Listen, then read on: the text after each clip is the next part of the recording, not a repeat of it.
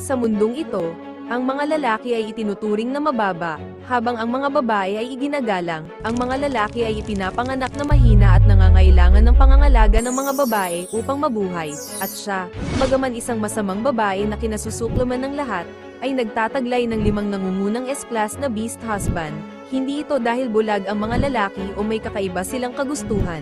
Ganito lamang talaga gumagana ang mundong ito. Kapag ang isang babae ay umabot sa hustong gulang, binibigyan siya ng walang limitasyong bilang ng mga beast husband, at walang karapatan ang mga lalaki na tumanggi. Si Teresa Sidley ang pekeng prinsesa, dahil sa kanyang inggit at mga pakana, isinangkot niya ang tunay na tagapagmana sa iba't ibang intriga. Kalaunan, ipinatapon siya ng reyna matapos maakusahan ng pakikipagsabuatan sa mga dayuhang kaaway. Malinaw niyang naaalala ang naging wakas nito, iniwan siya ng kanyang 5 asawa, dahil sa labis na paggamit ng mga enhancement potion.